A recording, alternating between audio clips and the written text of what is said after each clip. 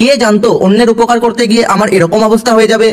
তো hey guys, আজ সকালে ঘুম থেকে উঠে আমি ঠিক করলাম আজ থেকে আমি পরোপকার করব, মানে পরের উপকার করব আর কি। হাজার হোক আমি একটা মানুষ, আর মানুষ হয়ে আমি যদি অন্য কোনো প্রাণীর উপকার না করি তাহলে আমি জীবনে করলামটা কি। আর এক মহাপুরুষ বলে গেছেন, জীবে প্রেম করে যেই জন সেই জন সেবিছে ঈশ্বর। তাই আজ থেকে আমিও জীবে প্রেম করব, প্রাণে দয়া করব আর পরোপকার করব। তাই সকাল সকাল এক বোতল জল দিয়ে আমি পরোপকার শুরু করলাম, মানে গাছে জল দিলাম আর কি। গাছেও তো প্রাণ আছে নাকি। আর এটা হলো আমার দিনের প্রথম পরোপকার। আর ঠিক এইরকম ভাবে সারাদিন আরো বেশি পরোপকার করার জন্য ঘর থেকে বেরিয়ে পড়লাম। কিন্তু রাস্তায় আমার বুলেটের চাকা বিস্ফোরণের মাধ্যমে নেতানো পাপড়ের মতো নেতিয়ে পড়লো রাস্তার মধ্যে। আর আমার বুলেট এগোবে না বলে মাথা নাড়িয়ে দিল। আগত্যা আমাকে বুলেট ঠেলতে ঠেলতে যেতে হলো আমার স্টুডেন্টকে পড়াতে। কিন্তু এইভাবে তো আর বাড়ি ফেরা যায় না। তাই পড়ানো শেষ করে আমি সাইকেলের দোকান খুঁজতে লাগলাম। যতই বুলেট বলে নিজেকে সান্ত্বনা দিই না কেন, হাজার হোক এটা তো একটা সাইকেলই। সত্যি যদি আজকে আমার কাছে একটা বুলেট থাকতো তাহলে হয়তো এই সমস্যাটাই হতো না। যাই হোক, আজকে হয়তো ভগবান আমার উপকার করতে চেয়েছিল, তাই রাস্তায় আমার সঙ্গে ভাইয়ের দেখা হয়ে গেল। আর ভাই আমাকে সাইকেলের দোকানে নিয়ে আসলো আর আমার সাইকেল ঠিক হয়ে গেল। দেখো, জীবে দয়া করা উচিত, কিন্তু তুমি যে নিজেও একটা জীব সেটা ভুলে যেও না। আগে নিজের উপকার করার ক্ষমতা নিজের মধ্যে আনো, তবেই তুমি অন্যের উপকার করতে পারবে। বাকি